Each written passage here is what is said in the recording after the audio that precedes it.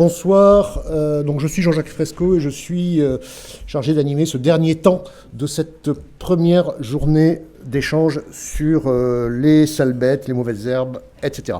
Je ne sais pas si vous l'avez noté, mais il m'a semblé ce matin que dans sa conférence inaugurale, André Micou a commis un petit lapsus. Il a parlé d'espèces susceptibles de provoquer des débats. Et la suite de cette première journée a montré à quel point ce lapsus pouvait être fécond, et notamment la fin de la matinée a montré qu'il était extrêmement fécond. Alors, on va pouvoir maintenant aller un peu plus loin dans le débat, non plus sous la forme de communication scientifique pluridisciplinaire, comme ça a été le cas depuis le début de la journée, mais sous la forme d'une table ronde, même si la géographie de la scène n'en rend pas compte, une table ronde ouverte où on pourront s'échanger les arguments et on pourra essayer de faire émerger d'éventuelles divergences et aussi, j'espère, quand même, quelques points de convergence. Donc, pour travailler à faire émerger ces divergences et ces éventuelles convergences,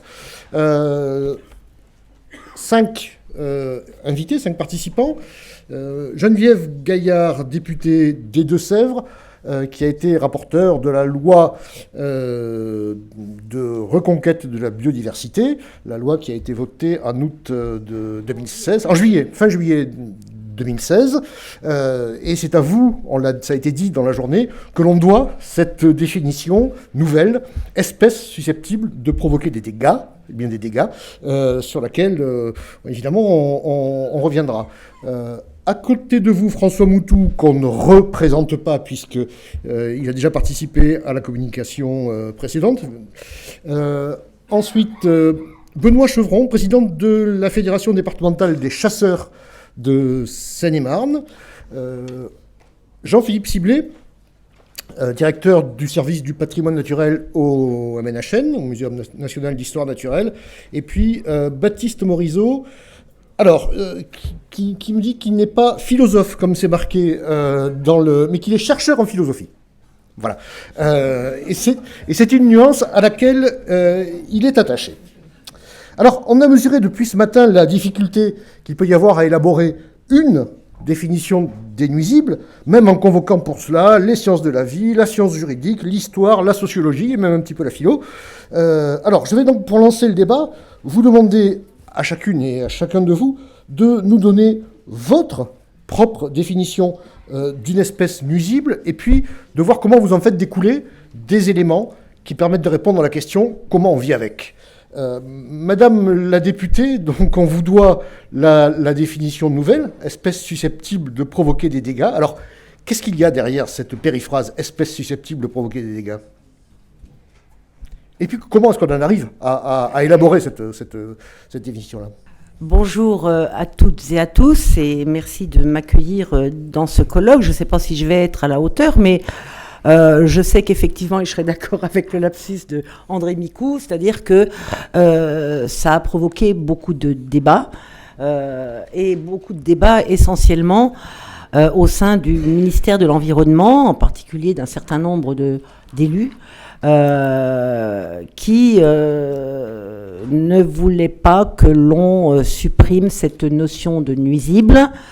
Et donc, il a fallu se bagarrer énormément pour essayer de comprendre. Alors moi, mon analyse, je vais remonter un peu dans le passé. Mon analyse, et parce qu'il a fallu se battre pour la loi biodiversité, je pense que vous l'avez compris en la lisant. Mon analyse remonte à longtemps. Un jour, j'étais élue locale et je reçois, je ne savais pas que ça se passait comme ça, je reçois sur mon bureau un papier bien fait en disant, voilà, autorisation de battue pour une fouine. Alors bon, je n'ai pas voulu signer ce papier, je me suis dit, il faut d'abord avoir un peu plus d'informations, donc j'ai pris des informations auprès de l'État. Et l'État me répond que c'est une fouine qui a été qualifiée d'auteur de la mort de 4 canards, je crois, dans une cour de ferme. Dont acte, j'ai donc demandé où on en était au niveau de la population de Fouines, non seulement dans le département des Deux-Sèvres, puisque c'était là-bas que j'étais élue, mais en plus sur le territoire de la commune dans laquelle j'intervenais. Et là, j'ai eu aucune réponse, puisqu'évidemment, personne n'a été capable de me dire quelle était la population de fouines qu'il y avait dans le département, qu'il y avait sur le territoire. Et avouer qu'une fouine qui mange 3 ou 4 canards dans une cour de ferme, ça ne me paraît pas être de nature à organiser une battue pour la faire disparaître. Donc, évidemment, je l'ai refusé, mais ça m'a permis de réfléchir à cette notion de nuisible. Et je vais être un peu provocatrice. Je me suis dit, est-ce que dans le fond, le nuisible, c'est pas tout simplement l'homme ? Et donc, l'homme qui, par ses actions, directes ou indirectes, est en capacité de tout faire disparaître. Toutes les espèces, végétales et animales. Et à partir de là, encore, j'ai essayé de pousser ma réflexion en me disant, on ne peut pas rester, comme sous l'Ancien Régime, sur une qualification de nuisible qui convient très bien aux chasseurs et à d'autres, mais qui ne répond pas à la volonté que nous avons de pouvoir maintenir des espèces et de pouvoir faire en sorte que les équilibres écologiques et intra- et inter-espèces se maintiennent. Donc, le mot nuisible me choquait un peu. Je suis intervenue auprès du département des Deux-Sèvres à plusieurs reprises pour essayer de changer la liste des nuisibles, parce qu'effectivement, on a souvent des listes qui sont figées et on ne peut pas les bouger parce que ça va faire un tollé épouvantable, donc j'ai jamais réussi. Et je me suis dit qu'au moment de la loi biodiversité, il était peut-être le moment de pouvoir redéfinir ce qu'était un nuisible, et puis en essayant de ne pas qualifier une espèce dans sa globalité comme nuisible, mais en se disant comment peut-on utiliser un terme qui n'est pas aussi puant, aussi noir, aussi attirant la mort plus qu'autre chose, parce que c'est ça, un nuisible, c'est on va le tuer, on va le faire disparaître pour être tranquille. Et donc, susceptible de provoquer des dégâts, était quelque chose qui nous est apparu et qui a été validé par le ministère de l'Environnement, qui a été validé par mes collègues parlementaires, à l'exception de quelques-uns évidemment, appartenant à des groupes particuliers bien organisés. Ceci dit, toute la loi biodiversité a été confrontée à ce type de problème, des conflits d'intérêts entre les agriculteurs, les industriels, les chasseurs, etc., etc. Donc ça n'était qu'un truc de plus, quoi, finalement, ou un débat de plus, et nous avons réussi à faire accepter cette définition des nuisibles pour plus qu'elle apparaisse dans son côté le plus noir au niveau de notre code rural et de notre code de l'environnement. Mais alors, quand on dit espèce susceptible de provoquer des dégâts, c'est quoi des dégâts ? Est-ce que vous abandonnez la précision de la définition au décret d'application, voire à la jurisprudence ? Parce que sinon, quel pas est-ce qu'on a franchi en passant de nuisible à susceptible de provoquer des dégâts ? Après, il faut qualifier les dégâts, évidemment. Mais ça, c'est à chacun de pouvoir le faire. Nuisible, ça veut dire quoi ? C'est pareil, c'est bien pire même. Donc, pour nous, on s'en réfère, alors peut-être à la jurisprudence, pourquoi pas ? Mais on ne peut pas se permettre comme ça de qualifier des espèces de nuisibles, de faire n'importe quoi, quitte à les faire disparaître, parce que c'est ça, et sans avoir au moins mesuré quels dégâts étaient faits, comment ils étaient faits. Donc pour moi, c'était il y avait pas, on pouvait pas trop vraiment négocier, quoi. Sinon c'est facile. Tout ce qui n'intéresse pas les uns ou les autres, on le qualifie de nuisible, et puis c'est terminé. Et ça remonte quand même à des années et des années, à une époque où la nature n'était pas polluée, où les équilibres étaient maintenus, où l'homme n'était pas le maître de la nature comme aujourd'hui. Donc il faut se remettre aussi dans un contexte où ce terme-là a été trouvé, et le contexte de maintenant, où on peut quand même évoluer un peu, et je crois que c'est notre force de pouvoir faire évoluer les choses. Alors évidemment, ça ne plaît pas à tout le monde, ça on en est d'accord. Moi, j'en prends la responsabilité. Vous savez, c'est plus d'une fois où je me suis faite, où j'ai été traitée de tous les noms.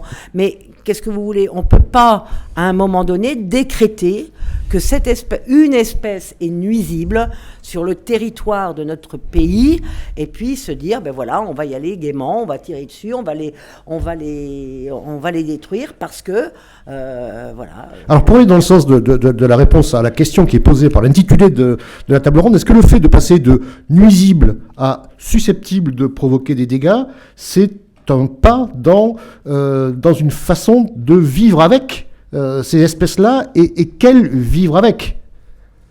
Oh, alors là, je crois que oui, c'est effectivement une façon de pouvoir se dire, effectivement, on doit s'interroger, on doit mener des recherches sûrement, on doit avancer, mais on n'a pas cette barrière du nuisible là qui vient tout de suite nous empêcher de faire quoi que ce soit. C'est facile de se réfugier derrière le nuisible, hein. C'est très facile. Une espèce susceptible de provoquer des débats, c'est autre chose. Il faut argumenter. Ça veut dire, il faut argumenter. Vous aussi, vous l'avez fait, les débats. il faut argumenter. Il faut argumenter, il faut avoir des preuves, il faut peut-être, à un moment donné, que nos scientifiques s'incluent dans le débat aussi à travers de la recherche, mais c'est tout ça. Alors, je ne dis pas que le travail est simple et facile, mais je dis au moins dans le contexte que l'on trouve aujourd'hui sur la biodiversité, autant que faire se peut, pour préserver les équilibres qu'on a qui commencent déjà quand même à être sacrément déséquilibrés, et pour protéger les espèces qui, on le sait, demain seront peut-être des espèces disparues et que nos enfants ne connaîtront pas. Alors, François Moutou, tout à l'heure, vous nous avez parlé de mammifères. Au-delà des mammifères, quelle définition vous donnez-vous d'une espèce susceptible de provoquer des dégâts ? Alors en fait, dans ma perception des choses, il n'y a ni nuisible ni utile. Il y a ceux qui sont là, encore là, et tant mieux, tâchons de les conserver.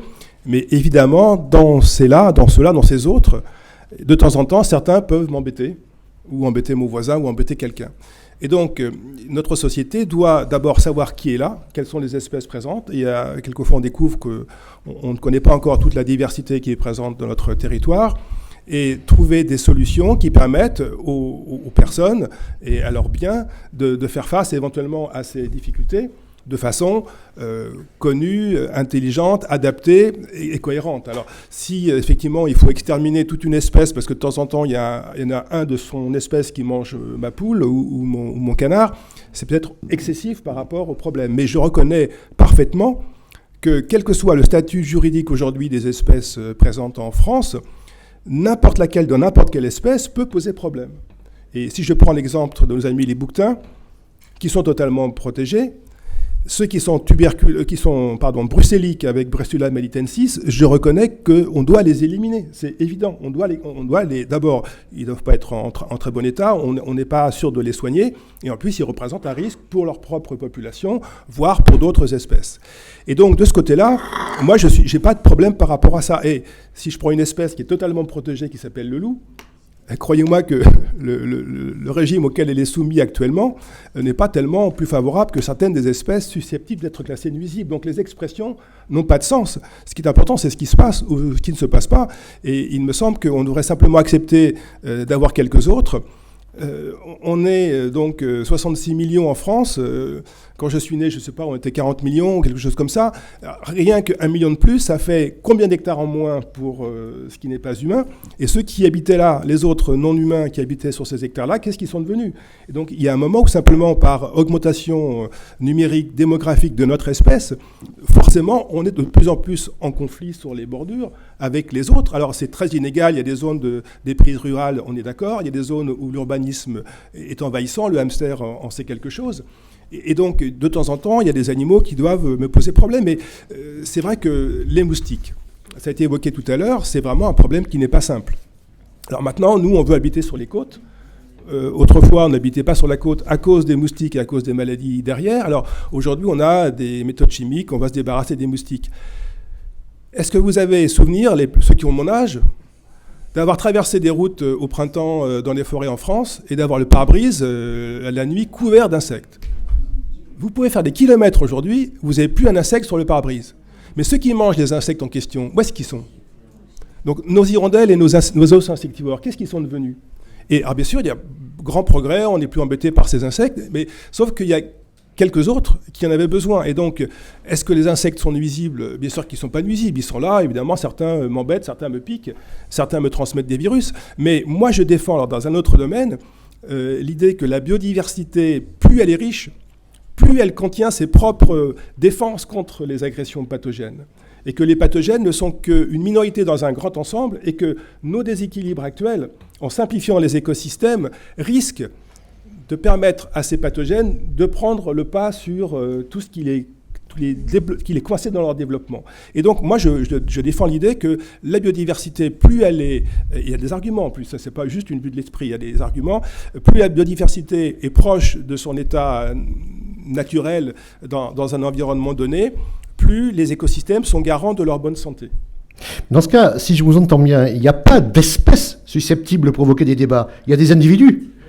Bien sûr. À tel ou tel moment. Mais bien sûr. Du coup, l'étape à laquelle on est arrivé avec la loi biodiversité est une étape transitoire à vos yeux. Il faudrait aller plus loin et parler de animaux ou végétaux, parce qu'on parle beaucoup d'animaux, mais il y a aussi quelques mauvaises herbes, entre guillemets, qui seraient à un endroit et à un moment particulier susceptibles de provoquer des dégâts. Bien sûr. Ce serait un pas d'après? Bien sûr.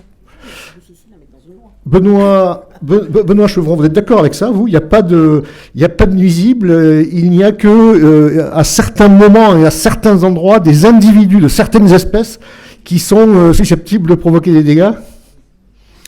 Je vais commencer par finir ma présentation. Pardon. Parce que je suis président de la Fédération des chasseurs de Seine-et-Marne, mais je suis aussi agriculteur et piégeur. Je pense que certains me mettront déjà une belle veste avant de repartir. Mais bon, je dirais, je n'ai pas peur. Ça, c'est pas le problème.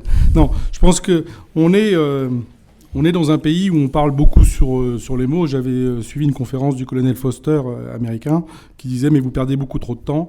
Aujourd'hui, le mot nuisible est sorti par la loi. On est sur les espèces pouvant apporter de la gêne. Et ce qu'il faut, c'est pouvoir les réguler. C'est là où on peut avoir une différence. Sur la base avec François Moutou, on va partir sur les mêmes bases. C'est sur la finalité où on va pas être d'accord. Attendez, qu'on soit clair. Si vous dites on va partir sur les mêmes bases, vous partagez son opinion qu'il n'y a pas d'espèces nuisibles et qu'il y a des individus... Ah non. Sur le fait de dire qu'une partie des animaux sont nuisibles, je vais réutiliser le terme, ça va être plus rapide, oui. Mais je n'arrive pas justement à la conclusion d'individus, parce qu'on va arriver vers une complexité du système. Si on va au niveau de chaque individu, on sait qu'il y a des problèmes par rapport à des espèces. Donc là, il faut les établir. Je pense que ça a été bien dit ce matin. Et là, je rejoins aussi François Moutou sur le fait où on n'insiste pas assez sur tout ce qui est zoonose ou épizootie.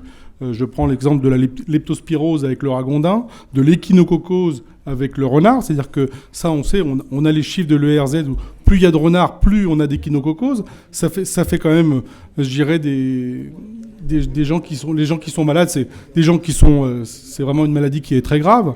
Donc c'est pas un problème quand c'est chez les autres. Quand on est concerné, c'est un peu plus important. Donc il y a des classements qui ont été faits. En fonction, donc il y a l'aspect sanitaire, l'aspect protection et de la flore. Donc là, on sait qu'il y a des parties, des espèces qui créent des gènes dans d'autres. Donc là-dessus, on ne va pas aller à l'individu. Pour décristalliser. C'est vrai que pour les moustiques, si on va aller chercher l'individu, ça va pas faciliter les choses. Oui, et puis je vais inviter Monsieur Moutou dans la Bassée, et il va aller expliquer aux gens de la Bassée qu'il n'y a plus de moustiques. Je sais pas comment il va ressortir, mais il va prendre quelques piqûres, je pense. Mais ça, c'est des choses. Mais pour pas crisper le débat, je vais parler d'espèces qui ne concernent pas le gibier. Mais dans les villes, on a quand même des problèmes sur les passereaux. Il y en a très peu. D'ailleurs, la lettre de la semaine dernière de la LPO dit qu'il va falloir faire les comptages pour montrer le peu d'oiseaux dans les villes.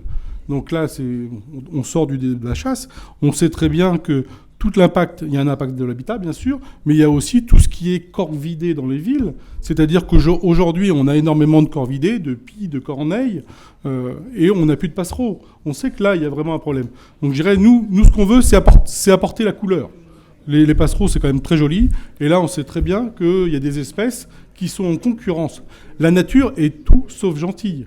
Ça, c'est le constat de départ. Si on n'est pas d'accord là-dessus, elle est tout sauf gentille. Donc, si on ne peut pas faire de régulation d'espèces, dans ce cas-là, il faut arrêter de parler de la préservation de la biodiversité et on regarde faire.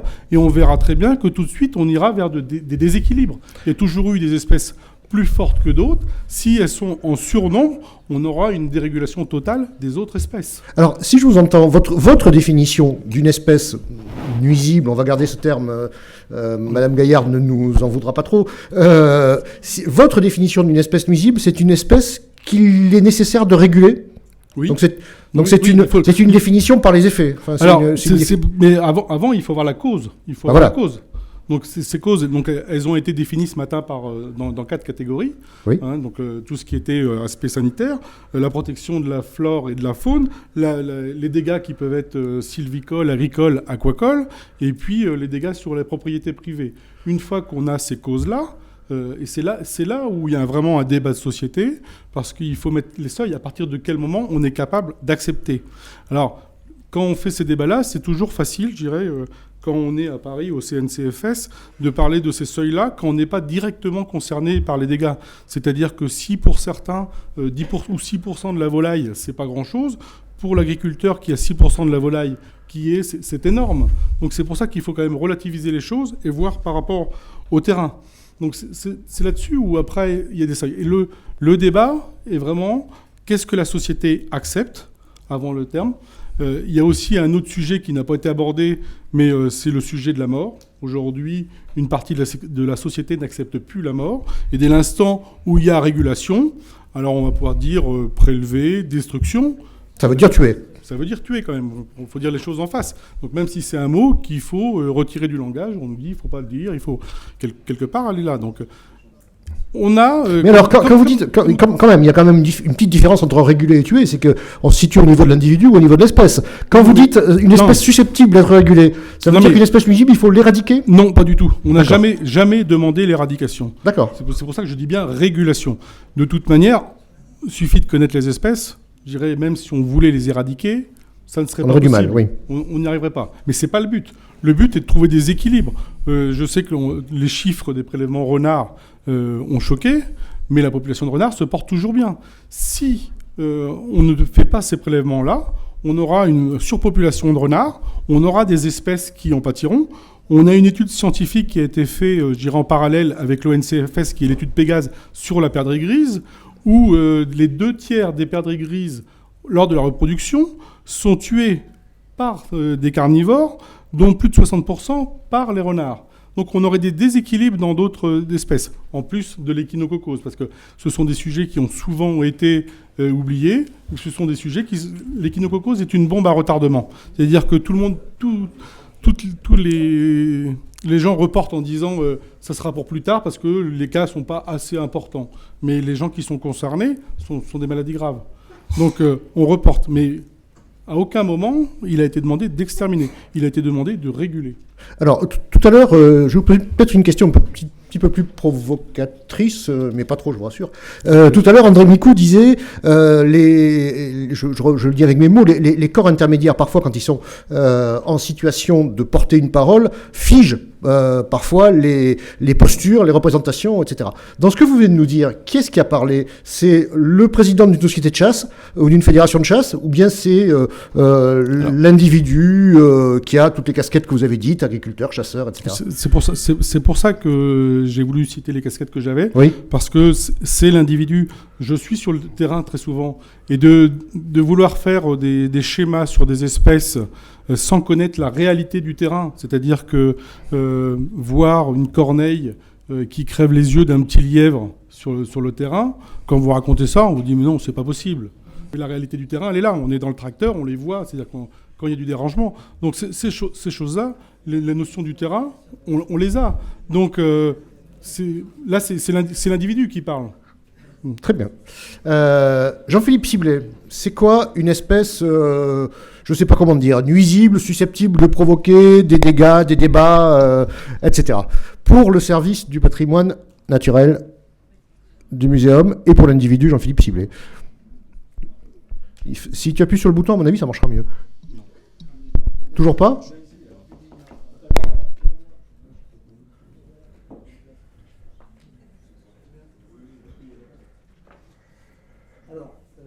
Je ne vais pas te surprendre puisqu'on a préparé le débat, mais juste avant, on peut répéter. Il est quand même un peu tard, donc il faut détendre l'atmosphère. Je pense que Trump est une bombe à retardement nettement plus importante que l'échinococose. Ceci dit, c'est un choix. Ceci dit, je ne réponds pas à ta question puisque je ne sais pas donner une définition à quelque chose qui n'existe pas. Je peux juste avoir le papier.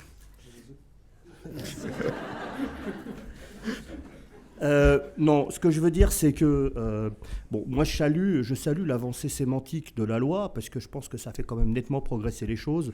La notion de nuisible est une notion totalement désuète qui n'a plus aucun sens. Ça a été dit par plusieurs, contrairement d'ailleurs à ce qu'un intervenant nous a dit tout à l'heure que ça ne serait pas évoqué. Si, c'est évoqué, et oui, il n'y a pas de nuisible, ça n'existe pas.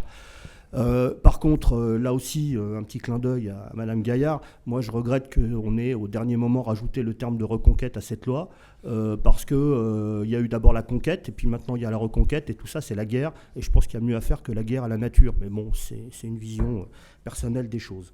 Alors sinon, moi je considère qu'aujourd'hui, on est la notion de nuisible ou d'espèce pouvant occasionner des dégâts est une vision complètement anthropocentrée du monde. C'est-à-dire que concrètement, nous, on est au milieu de tout tourne autour de nous, et donc plus rien n'a le droit de citer autour de nous.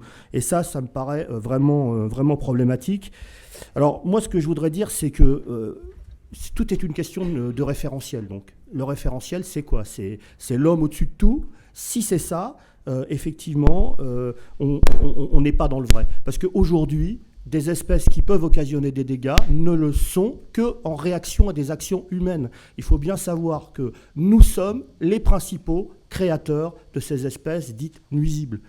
Quand des goélands deviennent gênants, quand ils deviennent nuisibles, c'est parce qu'on a des décharges à ciel ouvert qu'on a mal gérées et qui ont occasionné la prolifération de ces oiseaux.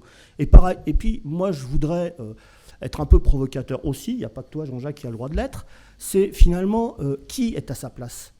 Quand on pose la question tout à l'heure des flamants roses, c'est extrêmement intéressant. Qui est légitime en Camargue? Est-ce que c'est les flamants roses ou est-ce que c'est les riziculteurs? Depuis quand produit-on du riz en Camargue? Est-ce qu'on produit du riz avant que les flamants roses nichent en Camargue, ou est-ce qu'on le produit après? Qui est réellement légitime? Tu es pour le droit du premier occupant? D'une certaine façon, parce qu'on parle des moustiques, mais je ne sais pas si nos collègues camarguais valideront ça. Enfin, les moustiques ont sauvé la Camargue. Il faut bien en être conscient. Aujourd'hui, s'il n'y avait pas eu les moustiques en Camargue, ça serait le gros du roi, ça serait un développement absolument massif de la Camargue. Donc les moustiques ont sauvé. Autre exemple, et là peut-être je ne suis pas tout à fait d'accord, ça ne m'arrive pas souvent, mais avec François, c'est que qui est légitime dans la montagne? Est-ce que c'est le bouquetin ou est-ce que ce sont les vaches qu'on a rapprochées de plus en plus haut et qu'on a rapprochées des bouquetins contaminés, ce qui a occasionné la demande d'éradication de la population du bargy, qui par ailleurs, même si ce n'est pas la même espèce, je vous rappelle qu'il y a un programme de réintroduction du bouquetin des Pyrénées dans le parc national des Pyrénées qui coûte énormément d'argent, qui a dépensé beaucoup d'énergie. Donc sur quelle planète on vit? D'un côté, on éradique les bouquetins et de l'autre, on le réintroduit. Je pense qu'à un moment donné, il faut qu'on arrête de marcher sur la tête dans ce système. Autre exemple, il y a quelqu'un qui a fait une référence à Disney tout à l'heure, enfin à Bambi, voilà, c'est toi, voilà. T'es dans tous les mauvais coups. Disney utilise des animaux, notamment des goélands, je ne sais pas si vous vous souvenez d'un dessin animé où il y avait... Voilà, et demande, et ça c'est l'actualité, demande une autorisation d'effarouchement des mouettes rieuses à Disneyland parce que ces mouettes posent des problèmes aux gamins qui ont des cornets de frites et qui font des déjections sur un certain nombre d'attractions, etc. Dans quel monde vivons-nous? Enfin, je veux dire, à un moment donné, c'est quoi? quelle perception on donne à nos concitoyens de l'animal sauvage. Je pense qu'on est en train de marcher sur la tête. Alors, peut-être pour commencer à entamer, parce que ça n'a pas forcément été beaucoup dit par les intervenants précédents, comment on peut vivre ensemble avec des espèces qui posent des problèmes? Parce que, je rejoins François, ponctuellement, il peut y avoir des espèces qui posent des problèmes. Ce matin, André Mico encore parlait d'espèces emmerdantes. Est-ce que ça peut être une définition sur laquelle on se retrouve? Il peut y avoir des espèces qui ponctuellement peuvent être emmerdantes. Moi-même, quand je suis en train de manger, j'aime pas qu'une mouette vienne te piquer tes frites. Non, pas forcément une mouette, mais ça m'est arrivé. Je vous donne un exemple. Par exemple, j'étais dans un restaurant au bord du Loing, à côté de chez moi, et il y a eu une explosion d'éphémères, et d'un seul coup, je me suis retrouvé avec ça d'éphémères dans mon plat. Bon, c'est assez désagréable. C'est pas pour ça que j'ai demandé au restaurateur de répandre du napalm partout pour éradiquer les éphémères. Voilà. Je lui ai simplement demandé s'il pouvait me remplacer mon plat. Il m'a dit non, vous mangez en bord de rivière, ça fait partie du risque. Donc je suis reparti chez moi, j'avais faim. Donc, je pense qu'aujourd'hui... Mais là, tu réponds pas à comment on vit avec les éphémères. Tu réponds comment on repart le ventre vide. Non, mais je vais répondre.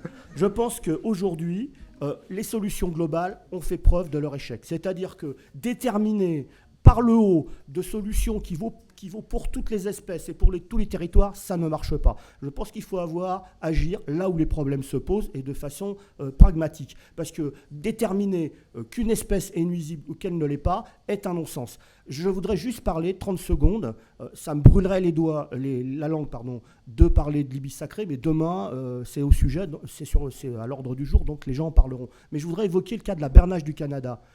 Je suis extrêmement énervé par cette affaire et je suis extrêmement déçu de l'attitude des associations de protection de la nature qui ont contribué par leur lobbying à faire que la bernache du Canada se trouve sur la liste des espèces nuisibles avec des conséquences dramatiques. J'ai vécu des destructions de bernache du Canada en Seine-et-Marne sur des sites où se reproduisent la boîte-rieuse, le fuligule morillon, la sterne pierre-garin, j'en passe et des meilleurs. Donc à un moment donné, on fait quoi ? Pourquoi la bernache du Canada a-t-elle été classée nuisible? C'est une bonne question. Je laisse d'autres que moi y répondre. Mais aujourd'hui, les preuves scientifiques de la nuisibilité de la bernache du Canada ne sont pas apportées. Et on a classé la bernache du Canada nuisible, non pas pour ses interactions avec d'autres espèces de faune sauvage protégée, comme ça a été dit notamment par les associations de protection de la nature, mais pour protéger contre des dégâts aux cultures. C'est ça la vérité. Et également pour empêcher les bernaches d'aller faire leurs besoins sur des plages de base de loisirs en Île-de-France. Voilà la réalité des faits. Alors maintenant, comment on vit ensemble ? Eh bien, on vit ensemble en évitant les conflits, justement. En évitant de créer des activités qui peuvent rentrer en interaction avec la faune sauvage. Je prends un exemple. Lorsqu'on se bat pour la réhabilitation d'une carrière de granulats alluvionnaires qui, si on fait bien les choses, peut attirer des oiseaux. Eh bien, on ne laisse pas s'installer à proximité immédiate des berges des cultures de blé, d'orge ou de maïs, parce qu'on crée le conflit. Donc au bout d'un moment, il faut être conséquent. Ce que je vous dis là, c'est pas des histoires, c'est la vérité vraie. Je peux vous emmener sur le terrain, voir les sites. Donc une des réponses, c'est dans les documents d'urbanisme. C'est dans les documents d'urbanisme, etc. Autre exemple, il faut être dans l'innovation. Il se trouve que pour le besoin de l'instruction du dossier de classement au titre de la convention de Ramstar sur les zones humides, je suis allé récemment dans le Marais breton. Et on a été visiter un chasseur qui a acheté plusieurs dizaines d'hectares dans une propriété. Et d'ailleurs, c'était assez amusant parce que le type, finalement, avait plus ou moins laissé tomber l'activité de chasse, était devenu un protecteur, et son rêve, c'était de faire nicher la barge à queue noire chez lui. Et qu'est-ce qu'il nous a dit sur les ragondins ? Aujourd'hui, dans le Marais breton, on tue des dizaines de milliers de ragondins par an. Il y a toujours autant de ragondins. Il y en a toujours autant, et les dégâts sont toujours aussi importants sur les canaux. Qu'est-ce qu'il nous a dit ? Pour lutter contre les ragondins. Il nous a dit qu'il y a une façon simple, il faut faire des berges de canaux beaucoup plus planes. Comme ça, les ragondins ne peuvent pas faire leur terrier et on n'a plus de problème. Et les ragondins, il y en a moins, ils peuvent exister, ils ne nous posent pas de problème et tout va bien. Donc, il faut être dans l'innovation. C'est-à-dire que les solutions qui consistent à tirer ne sont pas des solutions. Jean-Philippe, je te redonne la parole après, mais juste à ta droite, là, ton voisin secoue la tête en disant « ça ne va pas le faire ». Est-ce que vous pouvez répondre là sur ce point, hein ? Moi, j'ai des plans d'eau avec des berges planes et j'ai quand même des terriers de ragondins. Ils trouvent toujours un moyen pour en faire. Donc cette solution-là, je ne demandais pas. Si c'était vrai, je demande que ça. Hein. mais parce qu'on aimerait bien trouver un moyen pour le ragondin autre que le piégeage, parce que c'est chronophage, et c'est vrai qu'on n'arrive pas à endiguer le problème. C'est aussi parce qu'il y a énormément de zones de réserve où il n'y a pas de prélèvement de fée, mais dans les zones où il y a vraiment du prélèvement de fée, on arrive à descendre les populations. Oui, bien sûr. Juste pour terminer, parce que tout à l'heure, quelqu'un a situé, Oui, mais- je ne oui. sais pas si c'est toi, François, qui parlait des 60 millions d'habitants. Encore toi, décidément. Moi, je voudrais juste vous donner un chiffre pour vous faire réfléchir. Actuellement, il n'y a que 22 espèces d'oiseaux nicheurs en France qui ont un effectif supérieur au million d'individus, sur les quelques 200 et quelques espèces. Ce qui signifie qu'il y a 3 oiseaux nicheurs par Français.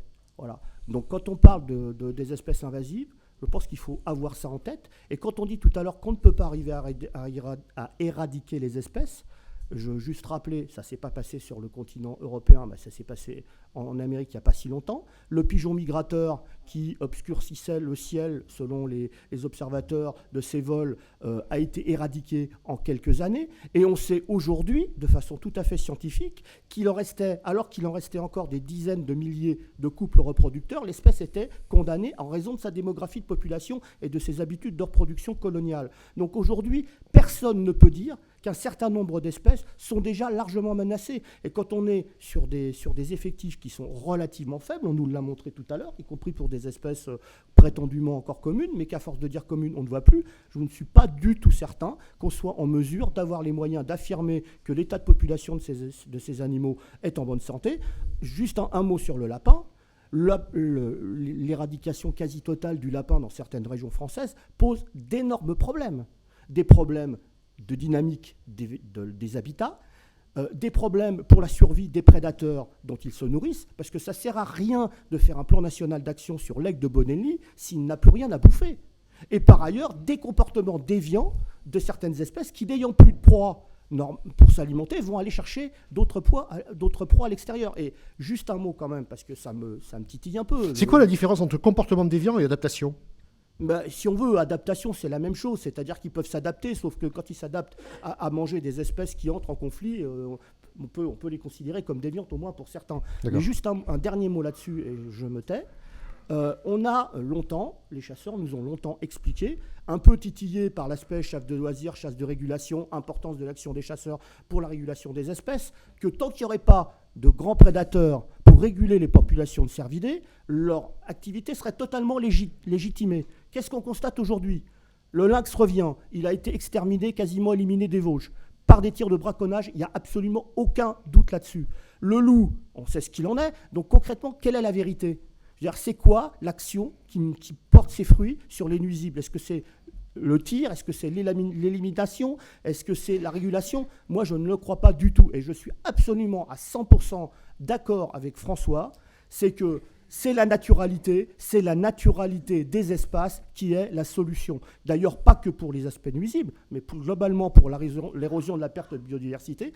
Plus la gestion se rapproche de la naturalité, et plus on aura une chance d'arrêter l'érosion qu'on constate. Alors, avant de passer à une élévation philosophique, on va quand même redonner la parole à la défense, puisque tu as un peu mis en cause les chasseurs. Benoît Chevron. Oui, je pense qu'il y a un sujet où on pourrait être d'accord, c'est le lapin. Parce que contrairement à ce qui a été dit tout à l'heure, on ne cherche pas à chasser le lapin à tout va. Le problème du lapin, c'est qu'il est vite, il cause vite des dégâts au niveau des cultures. Mais nous sommes les seuls à avoir eu un gros programme pour essayer de trouver des solutions aux maladies du lapin. Au niveau de la Fédération nationale des chasseurs, nous sommes allés voir les Espagnols, parce que les Espagnols travaillaient beaucoup sur le lapin en disant c'est une proie pour les grands prédateurs, c'est une proie pour les rapaces. Et je pense que par rapport à ce que disait François Moutou tout à l'heure, si on veut qu'il y ait plus de putois, il faut qu'il y ait plus de lapins. Ce ne sera pas le classement ou le non-classement. C'est pour le putois, c'est avoir du lapin. Et sur le sujet du lapin, on a toujours travaillé seul parce que personne n'a voulu nous accompagner, parce que pour certaines associations, c'était politiquement pas correct de se mettre avec les chasseurs. Le monde agricole n'a pas été très favorable non plus au lapin. Et alors que le lapin, dans certains cas, éviterait énormément de problèmes et permettrait aussi d'avoir tout ce qui est synergie des espèces autour. Voilà. Après, sur la notion de laisser la nature faire. On l'a vu dans certains cas, il y a eu des exemples. Hein. On prend les méga-fourbiers dans le Poitou. Ça a été bien pendant quelques années, et puis au bout de quelques années, les territoires n'étaient plus intéressants, et on est revenu en arrière. Donc là-dessus, c'est une vraie question. Là où on n'est pas d'accord, c'est la place de l'homme. Aujourd'hui, ça a été dit ce matin par monsieur l'évêque, je crois que c'est votre nom, la nature a été aujourd'hui, on ne peut pas dire qu'elle est ordinaire, même si on dit qu'il faut défendre la biodiversité ordinaire oui. Et arrêter de parler du tigre et de l'éléphant, mais parler des choses qui sont belles au pied de chez nous. Mais tout ce qui est fait aujourd'hui, la majorité est artificialisée par l'homme, et c'est à quel endroit on met la place de l'homme. Donc c'est là-dessus où on aura des divergences, c'est-à-dire que nous, l'homme a sa place dans la ruralité, même si la ruralité n'a plus l'influence qu'elle avait au niveau national, l'homme a sa place dans la ruralité, et donc pour cela, il y a des concessions à faire. Donc c'est là où on demande une régulation des animaux. Si on dit il faut laisser la nature faire, mais foutez-nous la paix et venez pas dans nos campagnes. Alors, sur cet aspect régulation, c'est un point qu'a évoqué Jean-Philippe. Prenons l'exemple des ongulés. Il y a l'argument de la chasse régule les populations d'ongulés. Maintenant arrivent des collaborateurs, des concurrents, je ne sais pas comment il faut dire, du lynx, du loup, etc., qui a aussi bien l'intention de réguler, au sens où vous l'avez dit tout à l'heure, c'est-à-dire de bouffer des populations d'ongulés. Est-ce que vous considérez ces espèces, ces prédateurs, comme des aides, des auxiliaires, des alliés, ou bien comme des concurrents dans cette activité de régulation ? Alors, on va changer de mot. Hein. C'est français, on va jouer sur la sémantique. On sait qu'ils sont présents. On sait qu'il y a concurrence. Mais je dirais, ça ne veut pas dire qu'ils sont concurrents. C'est-à-dire qu'ils font partie de la nature. Donc ça, on a bien conscience que le lynx est présent, que le loup est présent, et qu'il faut vivre avec. Maintenant, c'est justement quelle place on peut donner. J'étais à une conférence à Bruxelles il n'y a pas très longtemps, où à la conclusion, il commençait à dire « il faut qu'on explique à la population que le loup doit être présent ». Et ma réponse était de dire « mais aujourd'hui, on sait qu'il est présent, et il faut expliquer à la population que c'est normal d'avoir quelques prélèvements pour qu'il y ait une acceptabilité du loup ». C'est-à-dire qu'on sait qu'il y a... Parce que là je sors du monde de la chasse. Le problème du loup, ce sont avec les éleveurs. Et si on régule aux endroits opportuns le loup, tout le débat du loup, on l'a vu ce matin, je pense que je fais partie des rares à avoir vu des loups, mais dès qu'on parle du loup, le débat, il est passionnel. Je pense qu'aujourd'hui, on sait que le loup, il est là, on sait que le loup fait partie du paysage français, c'est jusqu'à où on le laisse aller, jusqu'à où on l'accepte, jusqu'à où on met la place de l'agriculture.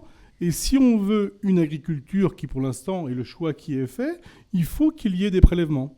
Donc c'est ça qu'il faut faire comprendre. Le but, les prélèvements, c'est pas de dire il faut éradiquer les loups. C'est des loups dans certains endroits ne sont pas les bienvenus. Dans d'autres endroits, il n'y a pas de souci. En plus, dans les montagnes, je veux dire, quelque part, ils ont largement leur place.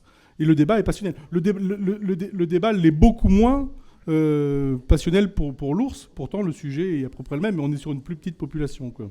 Alors, et puis, je voudrais juste faire un petit mot sur le bouquetin, parce que ce qui s'est passé en France, c'est quand même intolérable d'avoir, je dirais, un massacre de bouquetins fait dans les Alpes, alors que si l'espèce était chassée, elle serait un peu plus haut dans les montagnes, elle aurait, je dirais, un comportement un petit peu plus sauvage, il y aurait moins, je dirais, la confrontation avec les élevages bovins et il y aurait moins de brucellose. Donc ça éviterait ce massacre et on aurait une espèce qui se porterait mieux plutôt que de l'avoir massacrée. Ok. Alors, on a parlé donc d'un certain nombre d'espèces et de cette question du vivre avec ces emmerdeurs, pour reprendre les mots d'André Micou. On va donc entendre maintenant le chercheur en philosophie nous donner son regard sur cette question. Pour terminer là aussi votre présentation, Baptiste Morisot, vous êtes chercheur en philosophie, vous êtes aussi l'auteur de ce bouquin que je vous recommande. Un bouquin, ça ne se lit pas tout à fait comme un roman, ça s'appelle « Les diplomates, cohabiter avec les loups sur une autre carte du vivant ».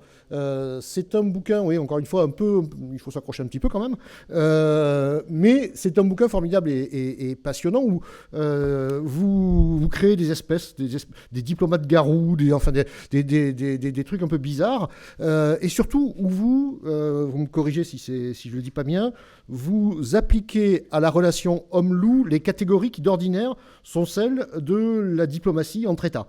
Voilà. Et du coup, c'est extrêmement, là encore, extrêmement fécond. Sur la question du loup et pas des nuisibles au sens large, je vous recommande la lecture de ce bouquin. Et sur les nuisibles au sens large, là, il n'y a pas de bouquin, donc on va vous entendre. Merci pour la publicité gratuite. Mais il est aussi en bibliothèque. Gratuit, j'ai pas dit ça. Hein. Ah, bon, je te donnerai 10 € en sortant. Oui, alors non, ta présentation est juste. Et en effet, le livre porte assez exclusivement sur les loups, mais maintenant j'essaie d'élargir ma réflexion à d'autres animaux, à d'autres espèces, d'autres populations. Et donc c'est pour ça que je suis particulièrement intéressé par cette question des nuisibles et par tout ce que j'ai entendu aujourd'hui. J'ai pris beaucoup de notes, donc vous serez dans mon prochain livre. Et il m'est apparu plusieurs choses en réfléchissant à ce sujet et puis en écoutant les débats aujourd'hui. 3 points que je voudrais évoquer pour essayer en effet, d'apporter une contribution philosophique, même si je ne suis pas sûr de savoir ce que ça veut dire. Enfin, en tout cas, de servir à quelque chose ici. Alors, le premier point qui m'est apparu, c'est que quand on essaie de faire une généalogie historique de ce concept, on a été bien servi par l'histoire du droit et puis par l'histoire des relations aux prédateurs, notamment avec les travaux de Jean-Marc Morisseau. Mais finalement, il me semble qu'on ne va pas du tout assez loin.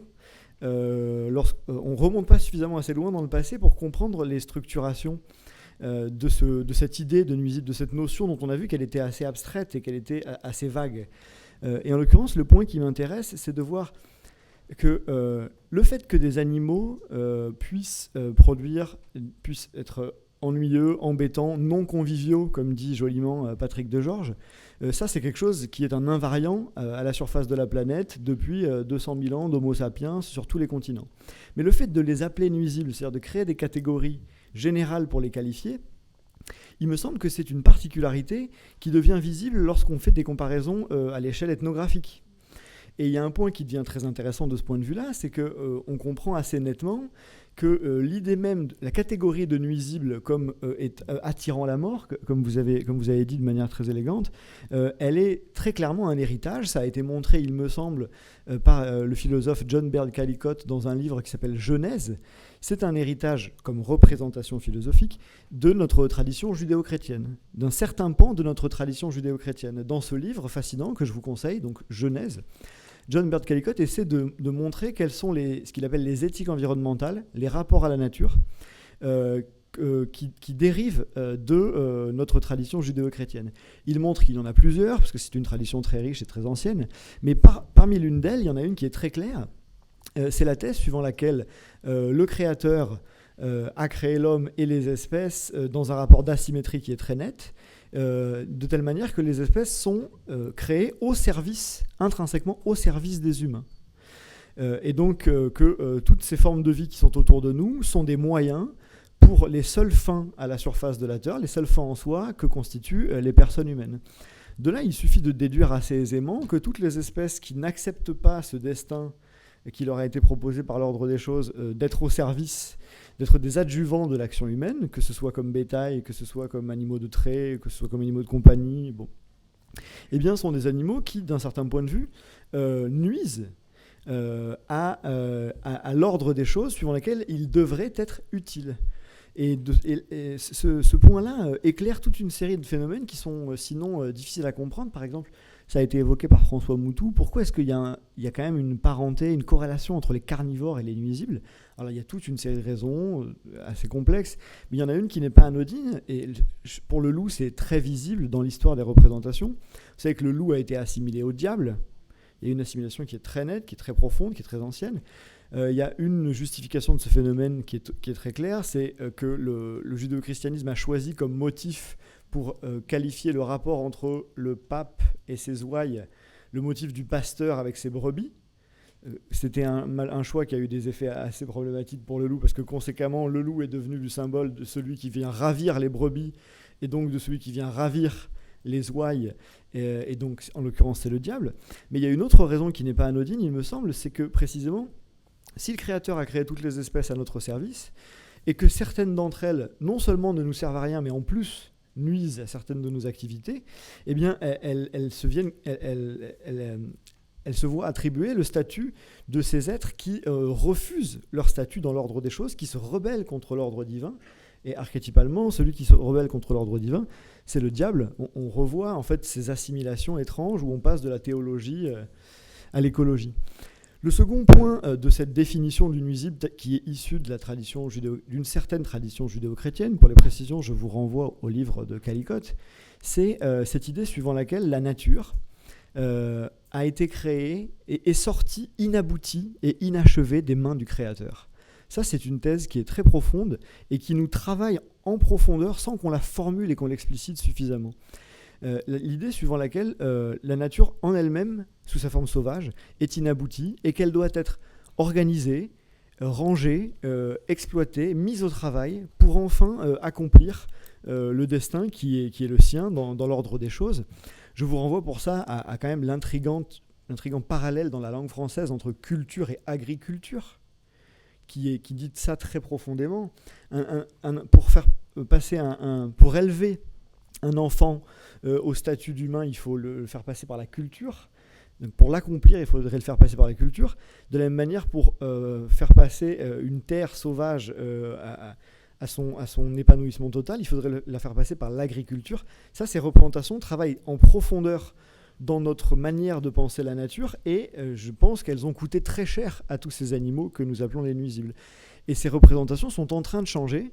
Et je crois qu'il est très important qu'on accompagne, que les gens qui font de la recherche, qui produisent de la culture, accompagnent cette transformation pour aboutir à ce que disait déjà John Muir il y a plus d'un siècle, lorsqu'il dit « Je ne crois pas, je n'ai jamais vu qu'une espèce ait été faite à l'avantage d'une autre espèce.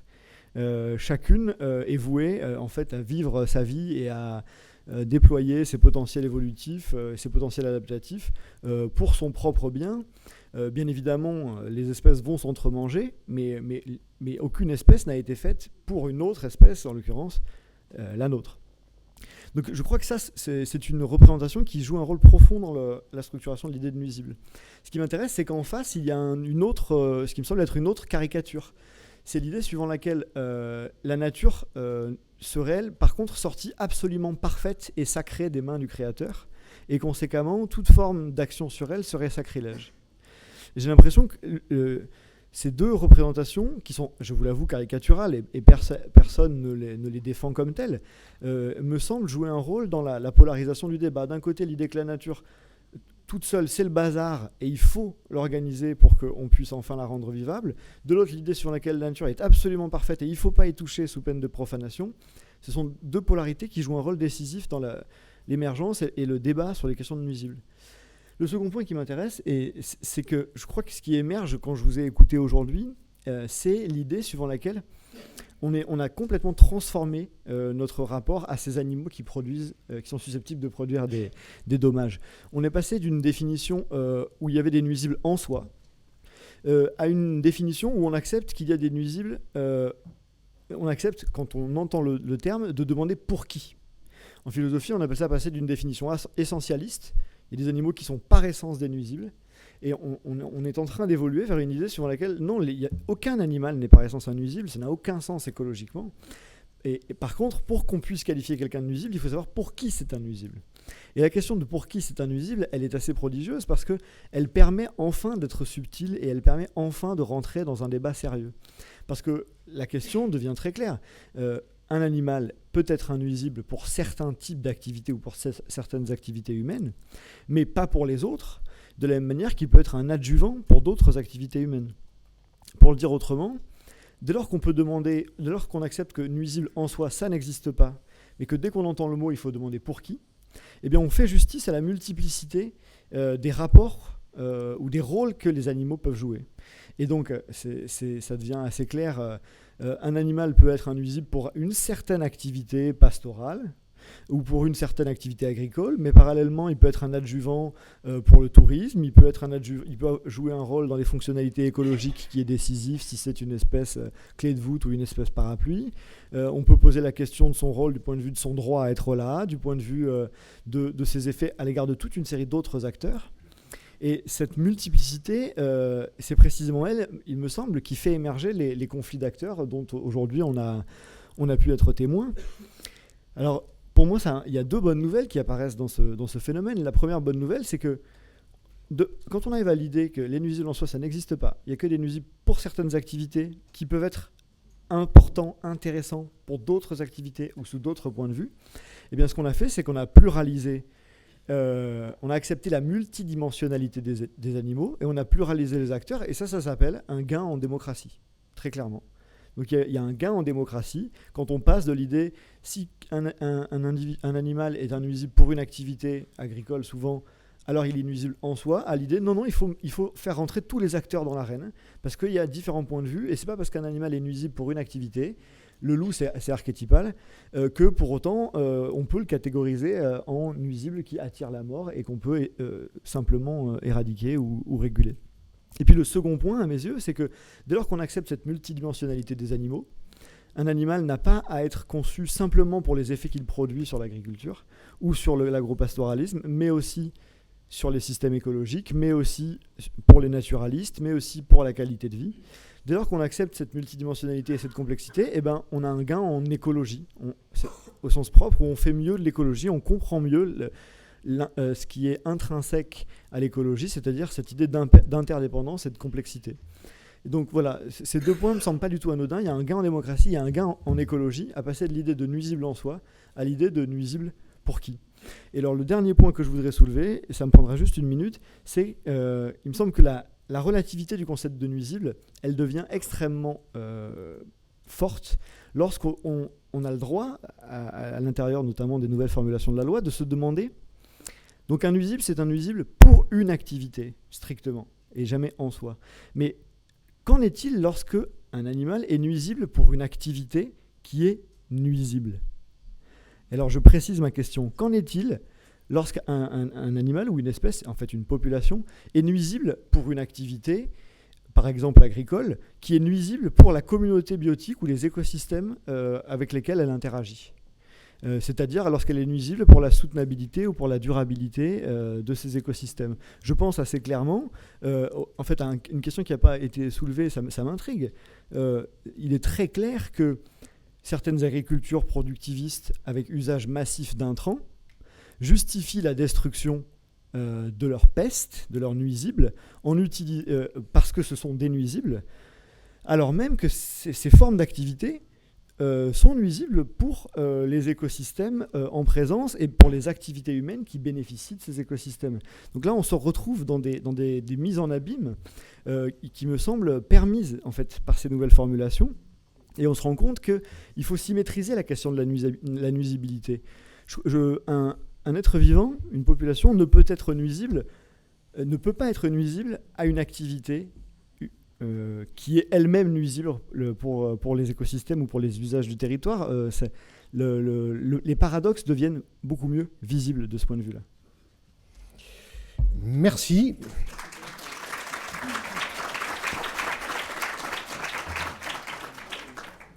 Alors, Geneviève Gaillard, on a bien compris, donc on vous doit un gain en démocratie, c'est bien le moins qu'on puisse attendre d'un député, mais oui, ça dépend. Oui, enfin, on citera pas de nom.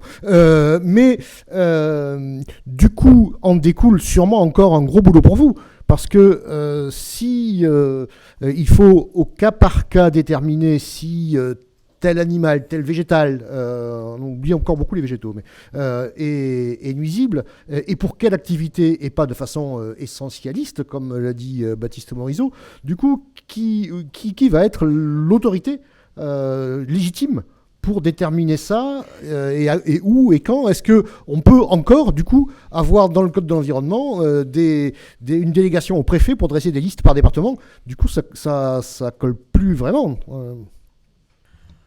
Bon, d'abord, moi, je voudrais remercier Baptiste Morisot, parce que d'abord, je ne savais pas que j'avais fait de la philosophie et que j'avais fait avancer la démocratie quand on a voté cette loi. Mais vous êtes la Madame Jourdain de la philosophie. Ah oui, tout à fait, parce que mais j'ai été très intéressée par les propos qui ont été tenus et ça donne donc la capacité à pouvoir encore réfléchir et avancer dans ces domaines-là qui sont pas faciles, hein, il faut bien le dire. Alors, vous me posez une question sur comment on fait.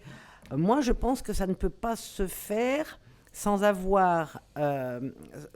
que ce soit un peu territorialisé, avec quand même toutes les connaissances que l'on a au plan national, voire international. Je crois alors c'est vrai que c'est très difficile, c'est très dur, mais je crois qu'on n'a pas non plus, on ne va pas traiter ça tous les jours. Hein. Moi, j'ai entendu... je trouve que le travail qu'on a à faire se situe moins à ce niveau-là qu'au fait d'essayer de faire comprendre aux populations que la nature, que la biodiversité a une valeur en elle-même et qu'on doit arrêter de la regarder à l'aune de l'utilité que l'on trouve, que chacun y trouve. Et donc, moi, tous les arguments, j'ai entendu tout à l'heure, hein, on peut détruire tout le monde parce que ici, ça donnera la tuberculose, là, ça donnera la cryptococcose, là ça va donner l'ascaridose, là, ça va donner encore plein... Bon, moi, je ne fais pas partie de ça parce que je trouve que c'est dangereux. Je dis simplement, il faudrait que dans nos esprits, dans la population, on se dise que la nature, les espèces ont un rôle, elles ont une valeur intrinsèque, et qu'on ne doit pas regarder ces espèces à l'aune de ce qu'on veut en faire, si c'est important. Voilà, on voit, moi je reprends un peu je ne suis pas totalement en désaccord avec monsieur Chevron, mais simplement regarder le problème des sangliers. On est tous confrontés dans nos zones rurales au problème des sangliers.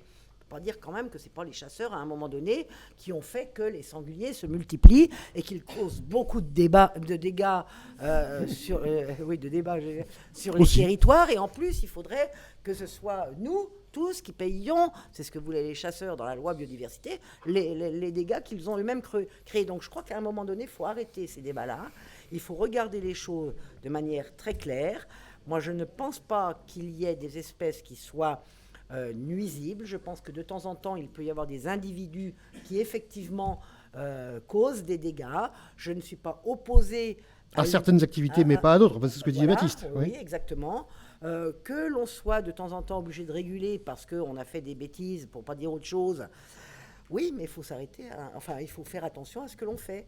Parce que demain, je crains que les générations futures et que la planète n'ait plus autant d'espèces qu'on en avait et que nous, on soit dans une situation quand même assez difficile.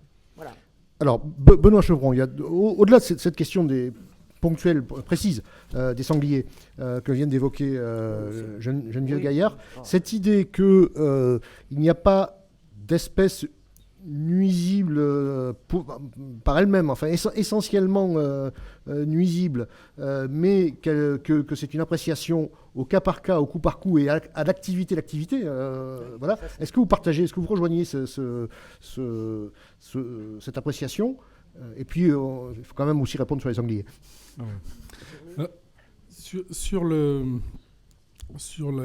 qu'on dise nuisibilité ou qui entraînerait des dégâts, je pense que là-dessus, on ne va pas être d'accord. Ce que je pense comprendre, c'est de dire il faut laisser faire, et puis il y aura des équilibres qui se feront.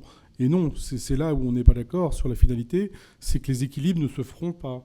Et on ira vers de la perte de biodiversité. C'est-à-dire que là, on a ce que j'ai déjà dit tout à l'heure, c'est qu'on a une nature qui a été artificialisée. Si on n'agit pas à un moment ou à un autre par rapport à ce que l'on a fait avant, il y a des espèces qui disparaîtront parce qu'elles seront prédatées par d'autres. Mais j'ai pas le sentiment qu'il y ait des désaccords là-dessus. Non, il n'y a pas de désaccord là-dessus. Oui, alors juste sur ce point, Baptiste, pour être précis sur ce point-là, après je vous redonne la parole. Oui, donc... alors personnellement, j'ai absolument pas soutenu qu'il fallait laisser faire. J'ai pas soutenu de thèse sur ce qu'il fallait faire à grande échelle. Par contre, je pense que je suis absolument pas d'accord avec la généralité de votre affirmation, en fait. C'est justement, je pense que votre affirmation est idéologique au sens philosophique du terme. C'est-à-dire que vous souteniez qu'en général, la nature se dérègle et produit de la perte de biodiversité si vous n'agissez pas dessus. Ça me semble être une erreur de raisonnement qui est très visible à la lumière du fait que la biodiversité a 3,8 milliards d'années et qu'elle n'a pas attendu les chasseurs ni l'homme en général. Ni l'homme en général pour produire la diversité dont nous sommes les héritiers. Donc, conséquemment, elle n'avait pas besoin de vous jusqu'à il y a 200 000 ans, ni jusqu'à il y a 10 000 ans de pastoralisme. Pendant tous ces milliards d'années, il n'y a pas de raison qu'aujourd'hui, tout disparaisse. Alors, vous ajoutez un autre argument qui est l'artificialité. Là, je suis absolument d'accord que ça change la donne. Mais la question, c'est qu'il me semble erroné de croire qu'on peut généraliser en disant si jamais on arrête d'organiser, il y aura nécessairement perte de biodiversité. Cette thèse est fausse. Par contre, on ne peut pas dire non plus si jamais on arrête tout et qu'on laisse faire, il y aura gain de biodiversité. Je crois que c'est à nouveau faux. Et c'est précisément le caractère idéologique de ces deux affirmations générales que j'essayais d'isoler en disant qu'elles revenaient à des conceptions abstraites de la nature et pas à de l'écologie scientifique. Ici, c'est un problème d'écologie scientifique, c'est un problème d'analyse, de recherche sur les interactions entre les socio-écosystèmes et les écosystèmes. Et à ce moment-là, très clairement, vous aurez des cas dans lesquels il est très pertinent pour valoriser la biodiversité qui vous intéresse de ne plus organiser à tout crin, et d'autres cas dans lesquels, en effet, un laisser-faire absolu est problématique. Mais ici, on n'est pas dans des grandes généralités. On est vraiment dans un travail de terrain qui exige des connaissances et des savoirs précis et une gestion délicate. Benoît Chevron ? Oui. Alors mes propos ont peut-être été trop génériques, mais quand je dis qu'il y a des interactions entre les espèces de façon générale, il faut bien sûr territorialiser. On a des exemples en France où il y a plus de chasseurs, plus d'agriculture, et on voit bien le déséquilibre écologique qu'il s'y fait. Ça, ce sont des exemples concrets, là, ce n'est pas de l'idéologie. Donc là, il y a des exemples concrets. Alors peut-être que parce que j'ai parlé au niveau global, mais dans chaque région, il va y avoir, je dirais, des influences différentes selon les espèces. De toute manière, dans quelques jours ou dans quelques semaines, il sortira une étude de la Fédération nationale des chasseurs sur l'influence de la chasse en termes de biodiversité qui sera vraiment très intéressante, et on verra ce que ça amène en termes, je dirais, de plus-value à la nature. Donc là, il y aura des chiffres qui seront vraiment intéressants. Je vais revenir sur le sanglier. Alors c'est clair que dans certaines zones, il y a des déséquilibres du sanglier. Alors on veut toujours, pareil, mettre dans un modèle. En France, il y a le PNMS, le Plan national de maîtrise du sanglier, qui a fait phosphorer beaucoup dans les bureaux, dans les étages au-dessus. Ils se sont rendus compte qu'il y a à peu près 80 paramètres qui rentrent en jeu, et c'est assez compliqué. Et c'est là où je dirais, c'est quelle place on veut donner à l'individu, puisque moi, quand le DDT de Seine-et-Marne m'a demandé des mesures, je dirais, de calcul très scientifiques, je lui dis, moi, pour le sanglier, j'ai 2 oreilles. À gauche, j'ai les agriculteurs, à droite, j'ai les chasseurs, et tant que ça ne bourdonne pas, c'est que l'équilibre est là. Donc, quelque part, c'est parce que le centre, pour nous, c'est la place de l'homme. Alors, c'est ce qui fait débat et on n'est pas toujours d'accord. Après, oui, dans certaines zones, on a des problèmes parce qu'il y a énormément de sangliers et on sait que ça apporte un déséquilibre. Là, c'est marrant, ça gêne beaucoup moins de dire qu'ils deviennent nuisibles. Mais ça amène un déséquilibre, mais c'est aussi, pareil, un problème sociétal. On a des zones de désertification où il y a pénurie de chasseurs et on voit le déséquilibre qui se fait. Ça, c'est clair. Alors, si on poursuit votre argument de l'artificialisation qui crée une obligation de régulation, de jardinage de la nature, entre guillemets, si je vous comprends bien, ça signifierait que l'homme ayant commencé à artificialiser, il est condamné à continuer sans fin ? C'est le choix que nous défendons. Après, c'est ce que je disais dès le départ. C'est votre opinion, oui, c'est l'opinion que vous portez. Je ne vous trahis pas en disant ça. On a commencé, donc on est condamné à continuer. C'est pas qu'on est condamné, c'est qu'on veut, parce qu'on veut avoir cette place. C'est pas qu'on est condamné, c'est qu'on le souhaite. C'est un choix de dire, l'homme prend telle place dans la société, prend telle place dans la nature, et s'il veut la garder, il a ça et ça à faire. C'est-à-dire qu'il a des droits, mais il a aussi des devoirs. D'accord. François Moutou, sur cette question de la réponse à l'artificialisation en cours. Est-ce que vous rejoignez Benoît Chevron là-dessus? Sur ce que j'ai entendu, je ferai bien trois commentaires, en essayant qu'on peut documenter si nécessaire. On a parlé des prédateurs, par exemple, qui régulent les proies. Ça n'existe pas. Les prédateurs mangent des proies, et ceux qui régulent les autres, c'est plutôt les proies qui régulent les prédateurs. Et donc prétendre qu'on va réguler les herbivores avec les carnivores, non, ils cohabitent, il y en a qui mangent les autres, et voilà, et c'est tout. Mais régulation, c'est un terme de gestion qui n'a aucun sens en écologie. La notion d'équilibre, qu'on a citée beaucoup de fois, est très ambiguë. Il y a beaucoup de gens pour qui on parle d'équilibre au sens mathématique, au sens statique. Mais si la vie était statique, il n'y aurait pas de vie. La vie, c'est le changement en permanence. Et Julien Astoul, ce matin, a cité les équilibres agro-sylvo-synergétiques. Ça, c'est de l'économie.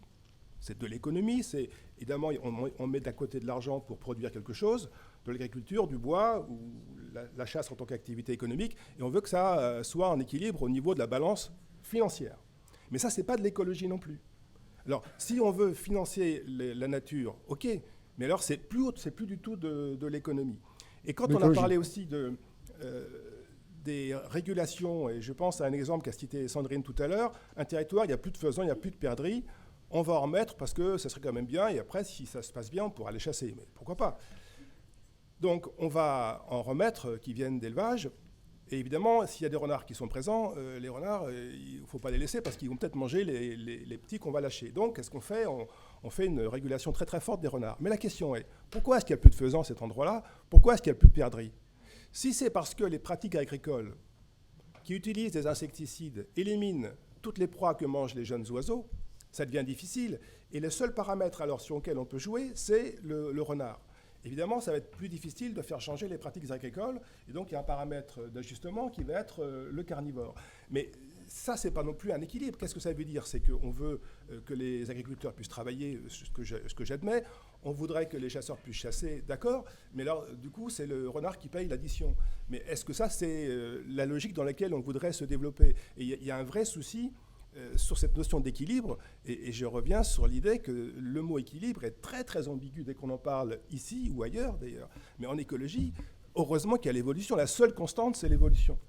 Et c'est pas moi qui l'ai dit, hein, c'est quelqu'un de beaucoup plus important que moi. Et donc si on n'a pas ça en tête, on se trompe tout le temps. Alors c'est sûr que nous on vit sur une tranche de 5 ans, voilà, mandat électoral, voilà. On vit sur 5 ans, et pendant 5 ans, c'est vrai que l'évolution de la planète et de l'écosystème universel n'a pas complètement changé. Quoique, ça change quand même dans 5 ans. Mais c'est vrai qu'objectivement, on peut raisonner à paramètres constants sur une durée de 5 ans. Et le problème, c'est que voilà, même notre population, elle a grandi en 5 ans avec des conséquences qui n'existaient pas à la fin des 5 ans, alors qu'on n'était pas compte au début. Voilà. Alors, Benoît Chevron, je vous ai vu lever les yeux au ciel sur le mode, je vais en rajouter un peu, comment peut-on dire de telles inepties? Voilà, donc je vais vous demander de préciser brièvement la signification de vos yeux levés au ciel. Ensuite, on entendra Baptiste qui voulait réintervenir, puis Jean-Philippe Ciblet, puis ensuite on élargira l'échange à toute la salle. Alors là, c'est vraiment l'homme de terrain qui va vous répondre, hein, puisque vous posiez la question. Oui, qui parle, oui. Je pense que là, ça fait 2 fois qu'il y a allusion à l'agriculture de façon assez réductrice. Et je trouve ça un peu dommage.